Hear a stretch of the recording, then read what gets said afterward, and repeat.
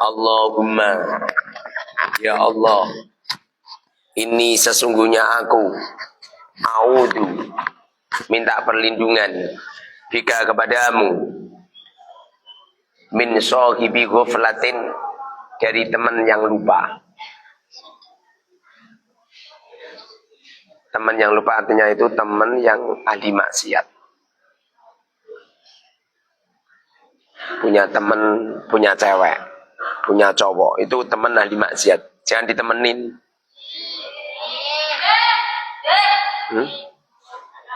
Kenapa saya tidak menyekolahkan anak?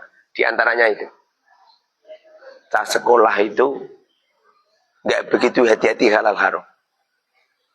Kenapa anak sekolah nggak hati-hati halal haram? Gara-gara kiblatnya ke guru, gurunya nggak hati-hati. Seumpama gurunya itu hati-hati, tentu gurunya tidak akan mengajar, guru lelaki tidak akan mengajar murid perempuan, dan guru perempuan tidak akan mengajar murid lelaki. Karena ilmu yang disampaikan itu ilmu sunnah. Ilmu sunnah itu tidak boleh disampaikan oleh lain jenis. Illa daruratin, kecuali darurat. Selama masih ada guru bahasa Inggris yang perempuan, maka perempuan harus berguru dengan guru bahasa Inggris yang perempuan. Begitu juga lelaki. Nah itu di sekolahan itu nggak ada seperti itu. Makanya anak saya tak larang.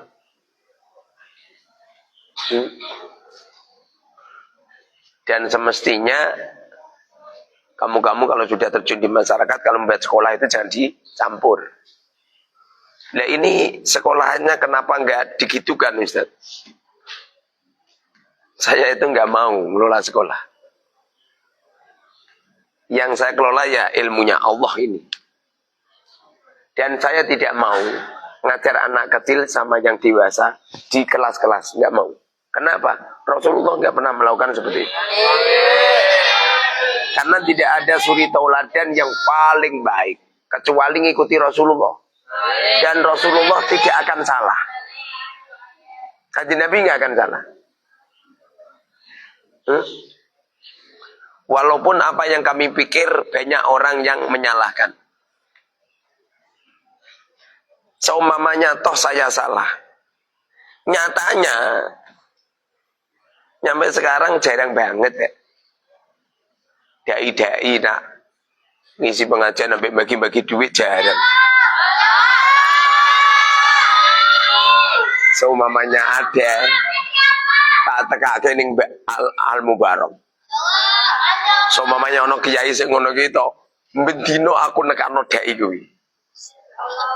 Jadi santri yang ngaji untuk duit terus.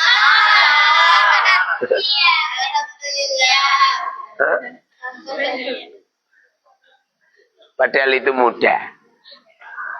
Tapi kenyataannya nggak ada yang jalanin. Berarti sulit. Seperti pariwisata gratis. Pariwisata gratis itu kan mudah. Tapi sulit. Coba tahu sekolahan kamu itu kon gratisi juga. Insya Allah gurumu bangkrut.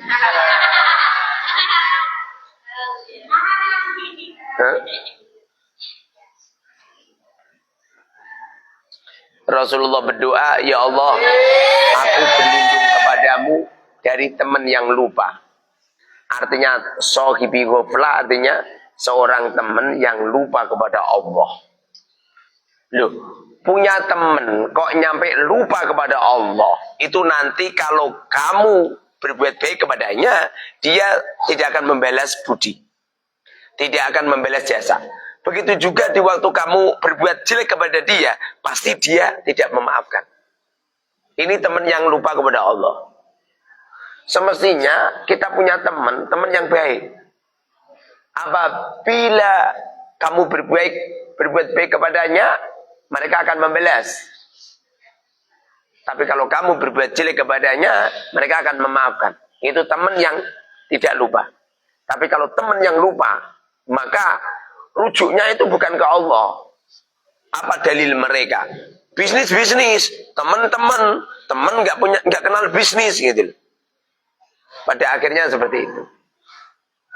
Hah? Bagaimana doa orang ulama-ulama terdahulu? Ya Allah, tutup rapat-rapat melihat aibnya teman. Nyampe-nyampe melihat teman itu nggak ada yang jelek. Tidak pernah menceritakan kejelekan teman. Pulang dari pondok seakan-akan semua temannya baik semua. Walaupun uang kamu dicuri gitu loh. Kamu nggak pernah neliti nyurinya teman. Yang kamu kenal adalah kamu dipaksa oleh Allah mengantarkan pahala dengan mensodakohkan uang kamu kepada temanmu dengan cara dipaksa. Jadi uang kamu dicuri temanmu 100.000, itu perasaan kamu adalah sodakoh yang dipaksakan oleh Allah kepada temanmu. Sehingga kamu itu bukan merasa didolimi, tapi justru kamu merasa berterima kasih kepada temanmu yang mau mengambil uang kamu, sehingga kamu tidak perlu mengantarkan ke tempatnya. Karena kamu juga nggak tahu siapa orangnya. Ini teman yang baik. Semamane ono ada teman yang baik seperti itu, tak jadikan teman kamu, tak colongi terus duitmu.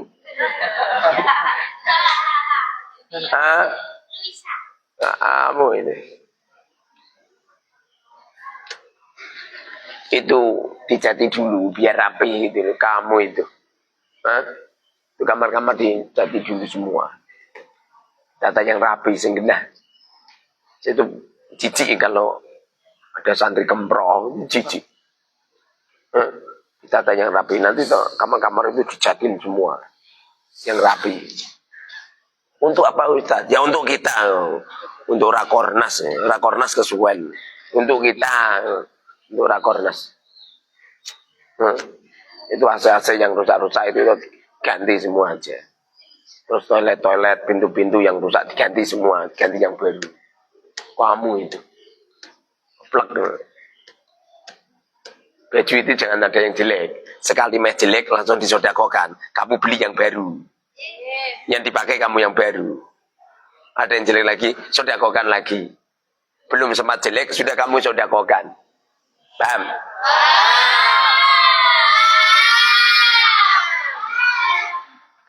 Wa min jarin su'in. Wa min jarin, dan dari tetangga su'in yang jelek. Tetangga yang jelek itu tetangga yang hasut. Tetangga yang akhlaknya jelek. Tetangga yang tidak bisa menolong dalam kebaikan. Kamu jangan memikirkan tetangga, tapi kamu berpikir kamu menjadi tetangga yang baik. Jangan menuntut tetangga harus berbuat baik sama kamu. Tapi kamu harus menjadi tetangga yang baik. Maksud daripada wa min jarin su'in, dari tetangga yang jelek, itu jangan tetangga kamu berbuat jelek sama kamu, jangan. Tapi kamu harus punya perasaan kamu menjadi tetangga yang baik gitu. Orang baik itu kalau melihat sesuatu, maka yang dilihat itu dirimu, bukan orang lain. Paham? Ini pondok siapa ini? Selama kamu mengatakan ini pondoknya Ustadz, ini pondoknya Abi Umi, nggak berhasil. Semestinya kamu harus ngomong gini, ini pondok saya. Saya yang harus ngatur yang baik. Saya yang harus merawat yang baik. Itu caranya. Ini kamar saya, siapa? Jangan kamar teman. Ini kamar saya. Kalau kamu merasa memiliki, insya Allah. Anggap saja kamu ini sudah punya suami atau kamu sudah punya istri, kemudian sebanyaknya orang ini tuh anggap saja ini anak kamu semua. Pernah nggak kamu punya perasaan seperti itu? Alah, malah ngantuk ya. Anggap saja semua teman-temanmu ini anak kamu semua. Lalu bagaimana caranya kamu menapakoinya? Lalu bagaimana kamu cara memberikan pelayanan yang baik? Dan kamu perasaan kamu iki anak wong. Ya anak wong masuk anak wedhus.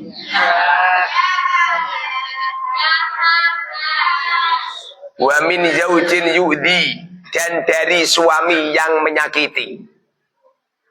Kamu jangan berpikir suami yang menyakiti kamu, tapi kamu jadilah istri yang tidak pernah menyakiti suami, atau kamu menjadi seorang suami yang tidak pernah menyakiti istri. Kamu jangan pernah menuntut orang lain harus berbuat baik sama kamu, karena orang lain sampai kapanpun orang lain. Saya pengennya toh kamu itu nggak ngantuk di waktu ngaji. Tapi apa mampu memberhentikan ngantukmu? Apa bisa? Memripatmu wis koyok semongkol. Apa bisa? Jadi yang terpenting saya ngajar tidak ngantuk, saya semangat, saya fresh, memberikan ilmu yang terbaik. Jadi gini loh. Cara pandang itu dari diri kita ke orang lain. Jangan orang lain kamu tuntut harus berbuat baik sama kamu. Jadi makna daripada wa min zaujin la yu'di, artinya adalah kamu menjadi seorang istri, jangan nyakiti suami walaupun suamimu nyakitimu. Sebagaimana Sayyidatina Asia disakiti sama Fir'aun, beliau tidak pernah berbuat jelek kepada Fir'aun, tapi beliau membalas dengan kebaikan. Atau kamu sosok menjadi seorang suami, walaupun istrimu nyakitimu, tapi kamu terus berbuat baik kepada istrimu sampai wafat.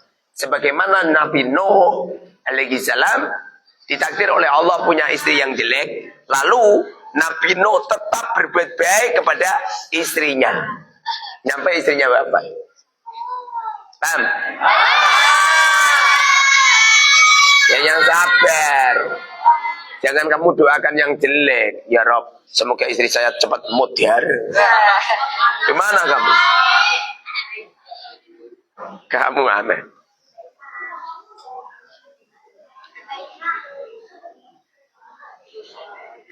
Walamma matat, di waktu wafat zaujatu Malik bin Dinar, istrinya Malik bin Dinar.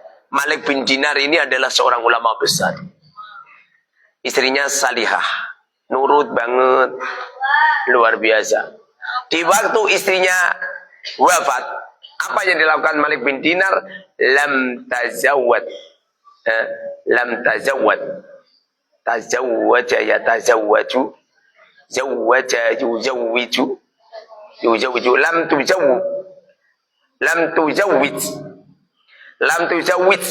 Maka Malik bin Dinar tidak nikah lagi. Bada setelah wafatnya istrinya. Ini Malik bin Dinar. Tapi kalau saya nikah lagi, ya rekoso saya. Gimana? Wong saya dari nikah pertama sampai sekarang belum pernah nyuci sendiri, belum pernah masak sendiri. Setiap kali dilayani, kemudian si cantik wafat terus saya nggak nikah lagi. Lagi jadi apa aku? Paham? Kalau istri saya wafat, nikah lagi apa enggak? Nikah lagi enggak? Neng, kalau si cantik wafat, ya nikah. Terus jadi duduk kaya tahiku. Yundang Bandung ngalor ngidul jadi bojo. Kamu itu. Kamu itu. Justru Rasulullah setelah Sayyidatina Khadijah wafat, beliau nikah. Justru kalau nggak nikah nggak ngikuti sunnah Rasul.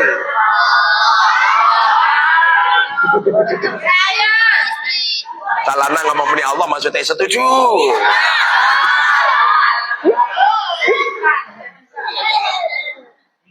Lagi boleh kok. Lalu terus siapa yang masakan saya? Pembantu. Bahaya. Pembantunya di dapur santri-santri muda, bahaya.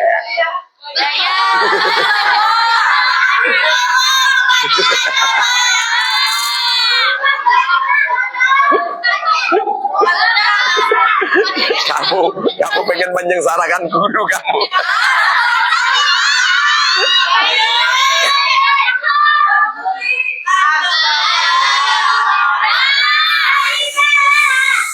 Seumpama saya punya guru, lalu istrinya guru saya wafat, maka guru saya akan saya carikan istri baru yang cantik.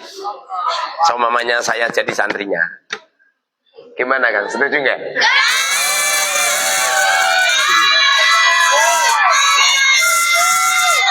Halo. Bagaimana kamu nyarikan saya calon istri yang cantik? Uang kamu sendiri juga nggak dapat. Uang kamu sendiri nyarikan untuk diri kamu saja nggak dapat. Kamu itu ngelamar sama mak dapur aja ditolak.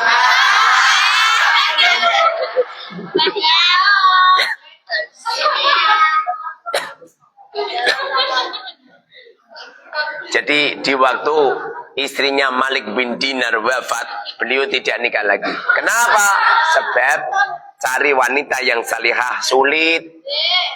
Kelihatannya sih salihah, kelihatannya. Nanti kalau sudah dijadikan istri, gemblundang, seperti tikus masuk di dalam terbolong. Ludang.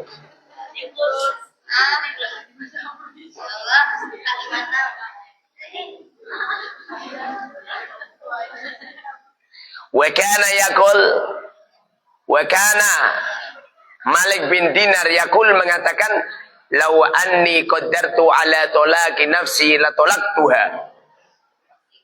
Lau anni seumpama sesungguhnya aku, lau qaddartu, apabila aku mampu ala tolaki nafsi, mentalak nafsu saya, mentalak nafsu syahwat saya, la tolaktuha, tentu aku akan mentalak nafsu dan syahwat saya. Kenapa bisa seperti itu? Karena nafsu dan syahwat la ammaratum bisu, memerintahkan dalam kejelekan. Tapi kalau nafsu syahwat memerintahkan dalam kebaikan, maka nggak jadi masalah. Yang bermasalah itu punya nafsu dan syahwat mengarah pada sesuatu yang haram. Mengarah pada sesuatu yang haram. Rasulullah itu pernah mengatakan,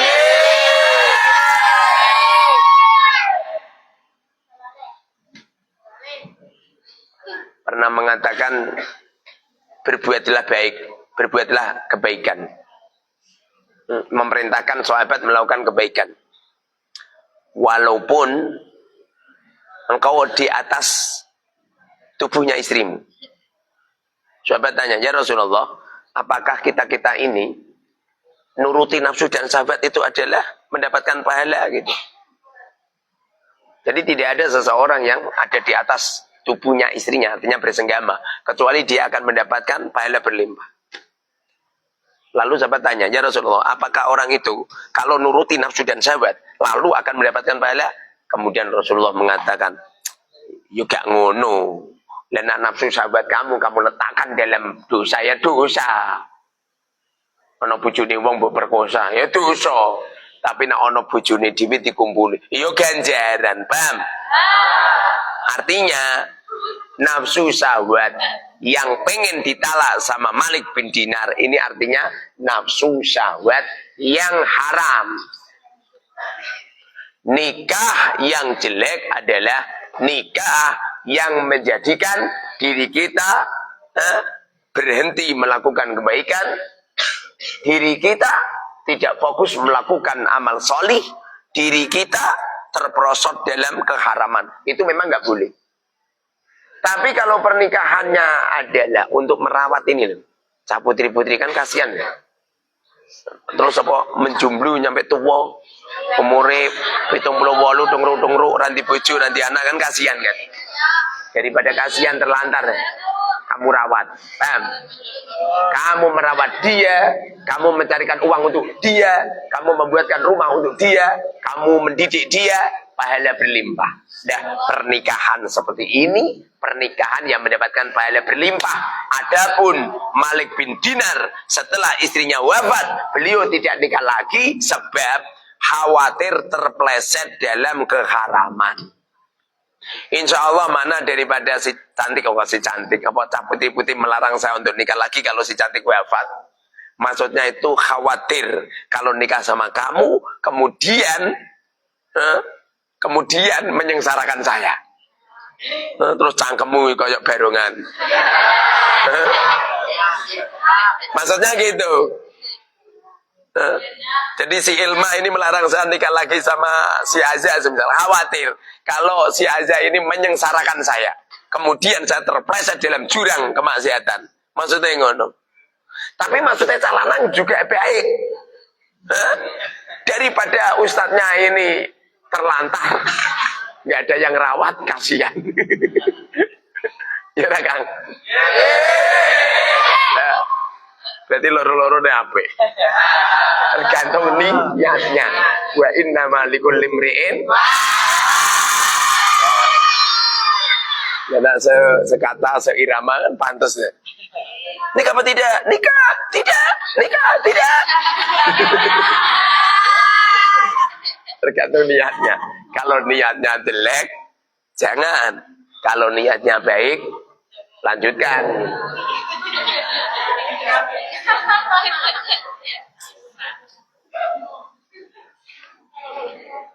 Wa kana Ahmad ibnu Harbin. Ahmad bin Harb yaqul mengatakan, "Idza sama'a fil mar'ati sittatu khisalin faqad kamula salahuha."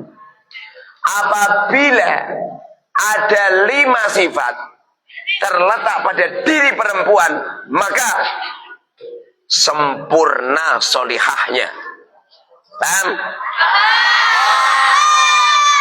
Belum diterangno wis paham. Ya wis, tidak tak terangno.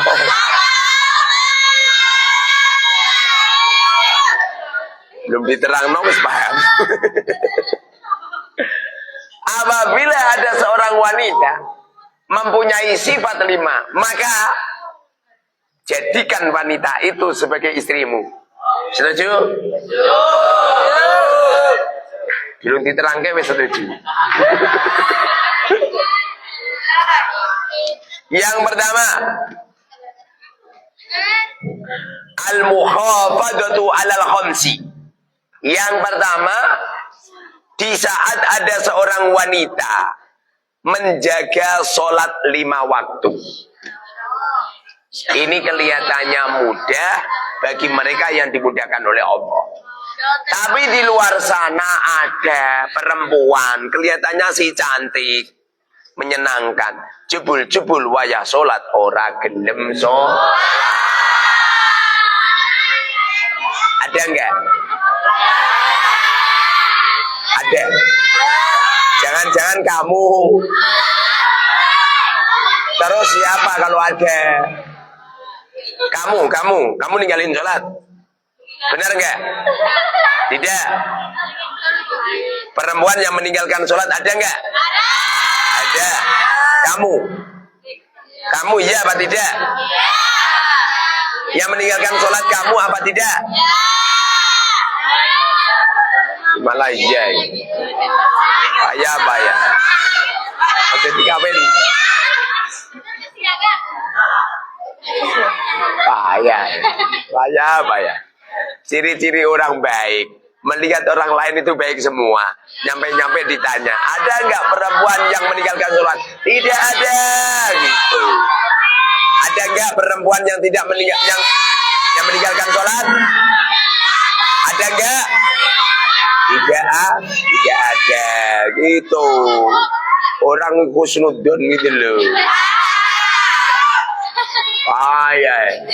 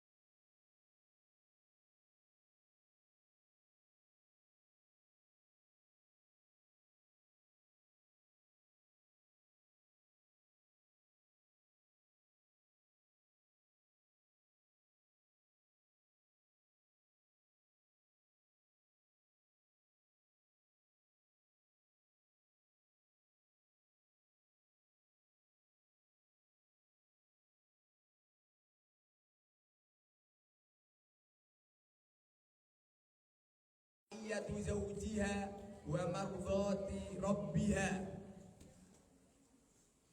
Wa mardhatu rabbiha.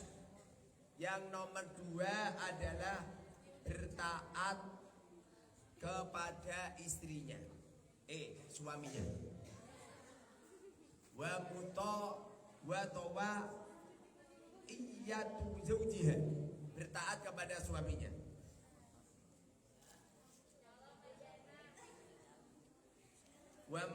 Wa marudha tirabbiha, bertaat kepada suaminya, dan yang dicari adalah ridhonya Allah. Ada beberapa wanita itu enggak taat. Taatnya nanti dimene duit. Bareng nanti dimene duit mecucu.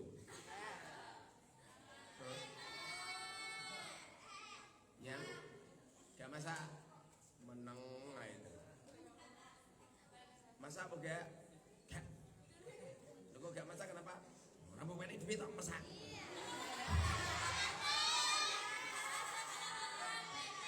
Keras-keras. Kasihan. Yang taat sama suami dan yang dicari adalah ridhone Gusti Allah. Nomor 3, wa khifdu lisaniya minal ghibati wan namimah, menjaga lisannya dari ghibah, dari cerita kejelekan orang lain, dari adu-adu, mengadu domba antara satu dan yang lain. Ini biasanya pekerjaannya perempuan ini. Yang senengane ngerumpi sampai petan dengan arep omah. Iya yo. Aja kok yo.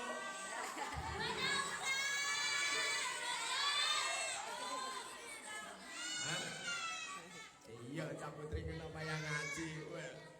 Kaya coba nang kamar. Kaya pasar Kliwon.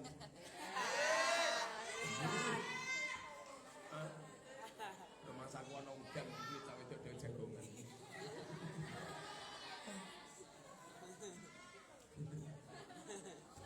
Nek wis dadi mak-mak ngono iku. Masak wis rampung terus ngetem ning arep omah. Wes. Ayo jukam. Juru kampanye.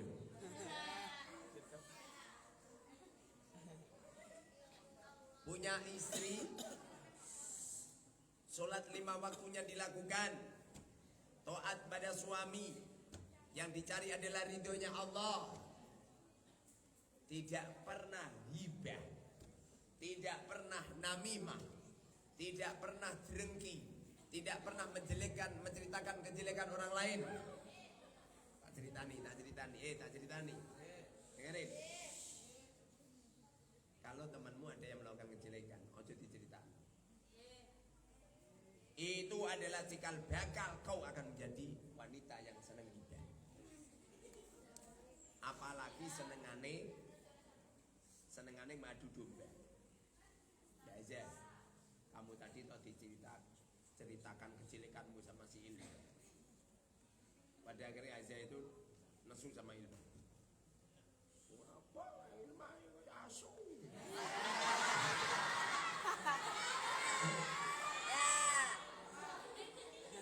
Jadi Azza ini ngomong ini Ilma kayak asu.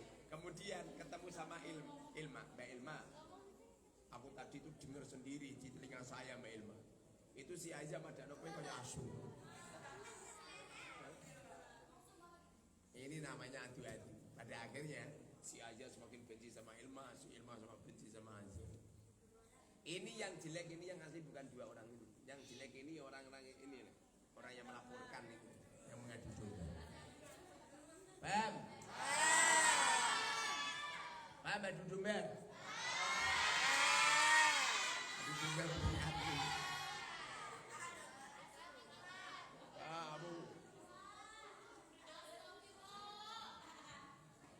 Nomor 4, wajuduha fi mata'id dunya. Punya istri selain istiqomah melakukan 5 sholat fardu, selain taat kepada suami dan yang dicari adalah ridhonya Allah, selain dia tidak pernah cerewet, menjaga mulutnya dari ghibah dan namimah.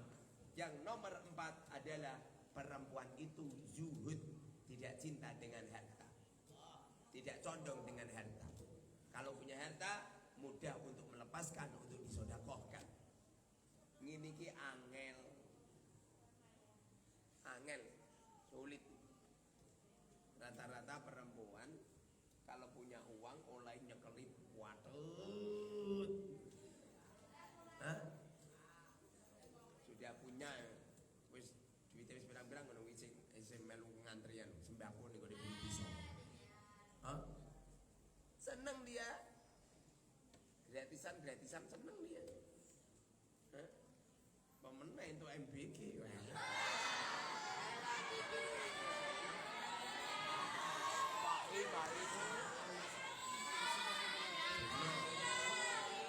Alasannya makan kebusi. Alasannya mengurangi pengeluaran.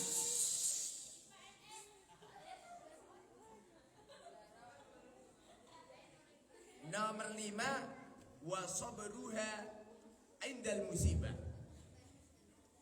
Nomor 5 yaitu seorang wanita yang bersabar di saat Allah datangkan musibah. Didatangkan musibah nggak pernah meneteskan air mata. Kamu nggak punya uang, istri kamu senyum.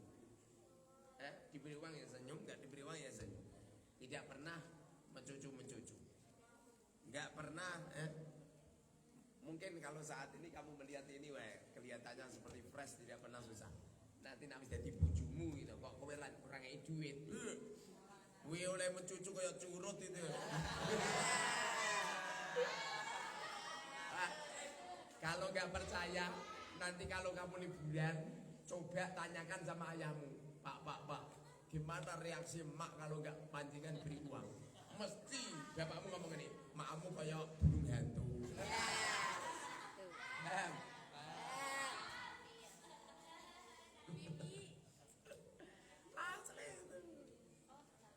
Iya, kalau masih perawan aja, masya Allah kayak bidadari ceblok sama apa?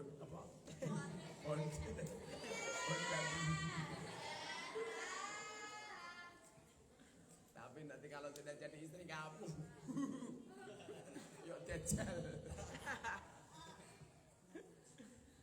Makanya jangan ketipu, jangan ketipu sih kita kayak busuk-busuk gitu. Nanti pilih. Makanya maha benar yang dikatakan oleh kaum perempuan. Bila mana si cantik wafat, apa kata Santri Putri? Ya usah nikah lagi, Ustaz. Kenapa? Karena mereka yang paham tentang dunia perempuan, cari wanita yang sulit.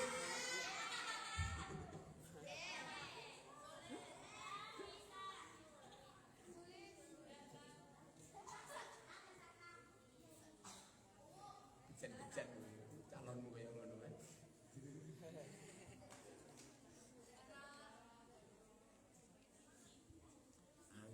Sebab saya dulu masih kecil memahami mak saya kalau nggak diberi uang sama bapak kan, ya mencucu.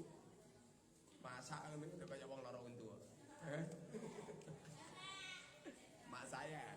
Tapi kalau si cantik, alhamdulillah. Salah. Pernah.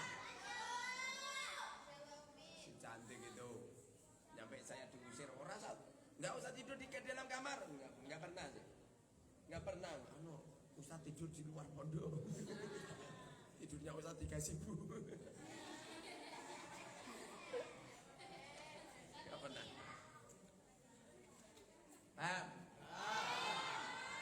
Angel, ini buju apa angel. Makanya nanti kalau kamu pengen kawin, caranya tuh bujumu ditimbang, timbang tinggi lo. Kok nyampe bobotnya ono sing 50 ke atas, berarti kakean lambi wong iki. Nikah cari wanita yang pas perawan. Mulane iki 50 kilogram ke bawah. Maaf. Berapa bebanmu? 40. Tadi ini 40 ya? Berapa bebanmu? 56. Kok iso ya? Padahal aku itu 49 loh. Masa kowe? Berapa? 46. 56. 56. Jadi pantatnya 3 meter. Iya, 56. Terus saya ada 49. Kowe kok 56. Benar, berapa 6? 1 kintal 30 kilo.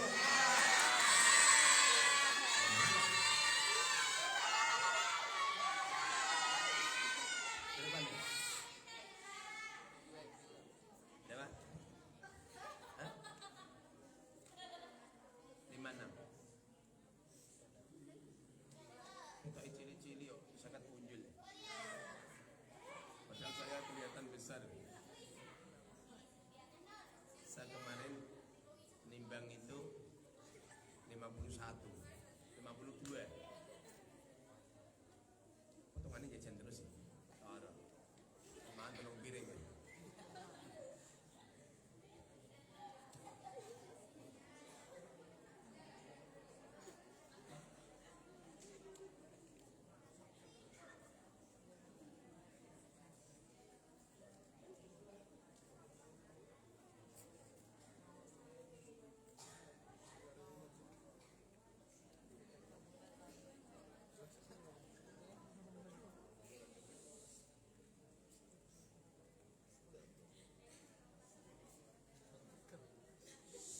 Wa kana Hatim al-Asal yaqul, Hatim al-Asal mengatakan al-mar'atu salihah imaduddin. Orang punya istri yang salihah, imaduddin, akan menjadi pondasinya agama.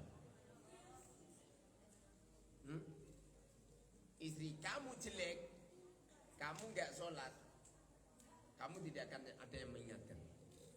Tapi kalau istri kamu baik, secara otomatis kamu tertarik. Makanya wanita yang salihah ini adalah imaduddin. Ini adalah tiangnya agama.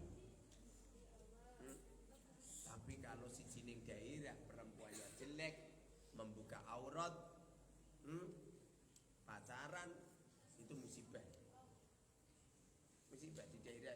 Kalau pengen daerah itu barokah apa tidak, gampang. Lihat perempuan-perempuan itu membuka aurat apa tidak.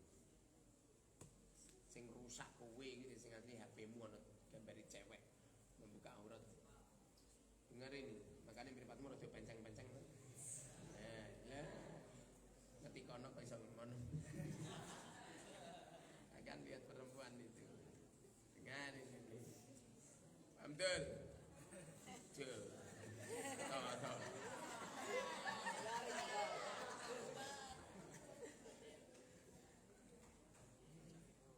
Wa imaratul bait, yang akan meramaikan rumah itu adalah wanita salihah. Kalau wanitanya polihah, wanitanya jelek, rumahnya nggak akan ramai. Kenapa? Perempuan jelek tidak akan mau punya anak yang banyak. Nggak akan mau punya anak yang banyak. Sehingga anaknya terus siji atau loro. Tapi wanita salihah senang punya anak banyak. Karena setiap hamil pahalanya berlimpah, setiap melahirkan pahalanya seperti jihad fisabilillah, setiap merawat anak nyampe anaknya wafat, pahala anak, pahala ibadahnya anak juga ketransfer kepada wanita itu. Wanita yang cerdas, wanita yang senang punya anak banyak. Sehingga wanita salihah adalah imaratul bait, yang meramaikan rumah. Tapi nak potongan wong wedok sing tolihah, wong wedok sing elek, maka dia nggak senang punya anak banyak. Alhamdulillah. Saya ngomong sama si cantik. kamu kafir, maka akan ada bidadari selain kamu. Makanya nggak berani kamu. Iya, sudah nggak mau hamil. Nah kalau udah nggak mau hamil ya biar diwakili yang lain. Betul.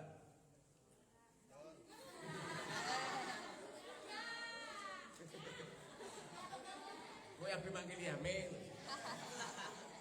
Kamu itu.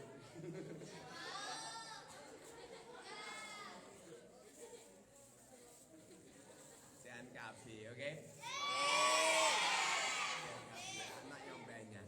Ciri-ciri wanita salihah, wanita itu meramaikan rumahnya dengan banyaknya anak. Ciri-ciri wanita yang salihah, wanita yang jelek, punya anak 2 sudah putus asa, punya anak 3 sudah tidak mau hamil lagi. Ini wanita yang jelek. Coba nanti kalau kamu pulang sekali-kali makmu takoi, mak hamil lagi lah wis mak. Kalau mamakmu ngomong, "Heleh, anak 3 wis akeh." Maka ketahuilah sesungguhnya mak kamu termasuk wanita yang salihah. Mesti bapakmu dah sing ngeluh. Iya, keplek. Sebabnya nanti pada akhirnya seorang suami akan wafat lebih dulu. Yang akan menjadi pasukan-pasukan hebat, pendekar-pendekar yang akan melindungi seorang istri adalah anak. Betul? Mak saya ini udah tua, pada akhirnya siapa yang melindungi? Anak-anaknya. Tapi kalau kamu anaknya cuma 2, suamimu wafat, anakmu malah mati siji-sisan, derek siji, syukur. Malah anakmu loro sisan. Salah ya anak sisan. Coba kalau anakmu kamu 12 seperti saya.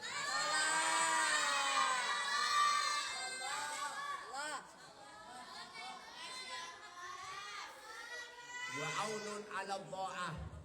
Orang itu kalau punya istri yang salihah, wa aunun akan menolong 'ala dha'ati pada ketaatan.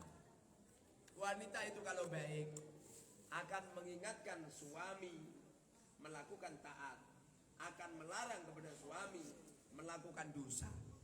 Tapi nak potongane wong wedok elek, bojone subuh belum sholat dijarki.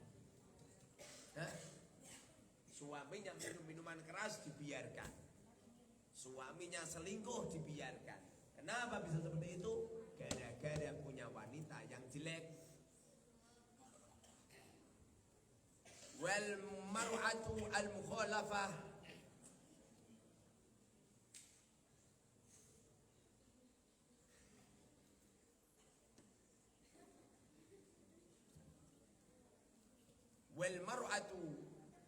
mukhalafah ta'dib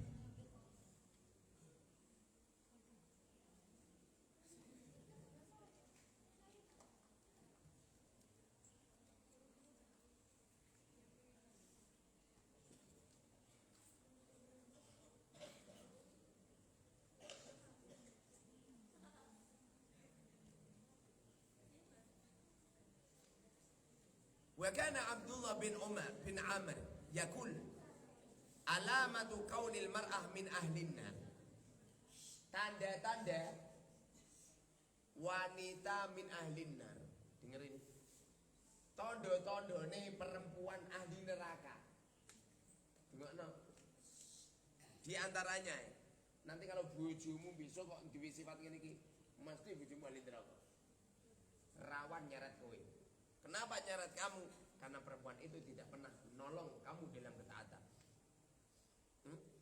Tanda-tandanya apa? Antatahaka li zawjiha idza aqbala.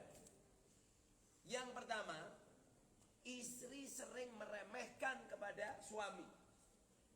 Di waktu suaminya ada di depannya, sering meremehkan, sering menghina, mencaci maki. Wa takhunuhu idza adbara. Dan apabila suami pergi, sering berkhianat. Suaminya pergi, malah kosmetikan yang cantik dalam rangka apa coba? Dalam rangka untuk video call sama lelaki lain. Ini wanita yang akan menjadi penghuni neraka. Kalau ada wanita semacam itu, secepatnya dibawa ke tempat rosok. Rosok kayak paham? Atau dibawa ke showroom tukar tambah. Tukar ganti Mega Pro.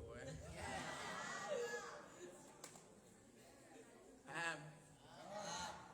Ciri-ciri wanita yang tolihah, wanita penghuni neraka, kalau ada suaminya tidak pernah mau kosmetikan, omongannya koyok bledek, sering menghina mencaci sama suami, sering meremehkan suami, bareng suaminya pergi, kemudian berkosmetik cuantik jelita, main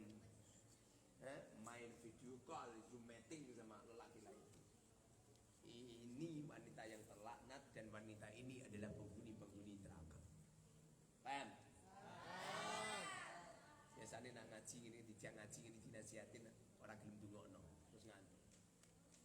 Nak perlu jengking kaya wong kayu.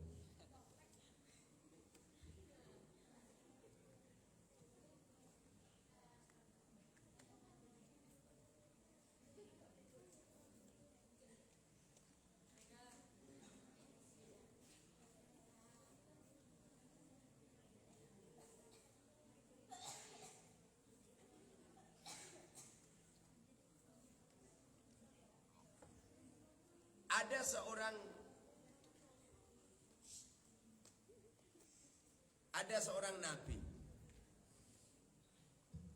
mengeluh kepada Allah. Syaka nabiyyun minal anbiya ila rabbi su'af khuluqi imraati. Ada seorang nabi mengeluh kepada Allah. Mengeluh apa? Gara-gara punya istri yang akhlaknya jelek. Apa kata Allah? Fa'auhallahu ilaih. Kemudian Allah memberikan wahyu kepadanya, inni ja'altu dzalika hawdaka minal iqab. Ini sesungguhnya aku ja'altu menjadikan dalika wanita yang akhlaknya jelek hawdaka bagianmu minal iqabi dari adab. Allah kalau murka kepada seorang lelaki, Allah takdirkan punya istri yang jelek, punya istri yang gak taat, punya istri yang tidak menyenangkan hati. Itu bagian daripada adabnya Allah yang diberikan kepada seorang hamba. Paham? Teruskan oleh kamu Ranggena. Teruskan oleh kamu ayat jamaah orang jamaah. Teruskan oleh kamu oleh ngaji enggak ngaji. Teruskan kamu punya ilmu tidak kamu amalkan. Kamu akan diuji oleh Allah. Didatangkan suami yang tidak taat sama kamu. Kau akan didatangkan oleh Allah istri yang tidak taat sama kamu. Kau akan didatangkan oleh Allah punya suami selingkuh, punya suami main cinta kepada wanita lain. Paham? Punya suami yang tidak membanggakan hati istri, punya suami yang jarang memberi uang sama kamu. Itu bagian daripada adabnya Allah padamu. Makanya mumpung-mumpung belum nikah, dijaga, ojo pacaran. Kepada siapapun, walaupun kepada saya. Lalu rumangsamu kiai terus orang iso main cinta, rumangsamu anaknya kiai cerdas nih, berarti ahli main cewek. Misalnya seumpamanya nggak paham, saya seumpamanya ya tidak punya iman yang kuat, bujuku papat, percaya.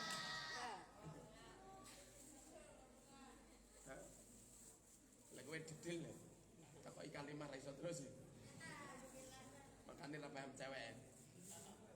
Kecerdasan orang itu terletak sampai di mana kecerdasan dia tentang perempuan. Kowe ngerti maksudnya nafsu toh? Ya mergo kowe goblok. Kan kowe pinter toh mesti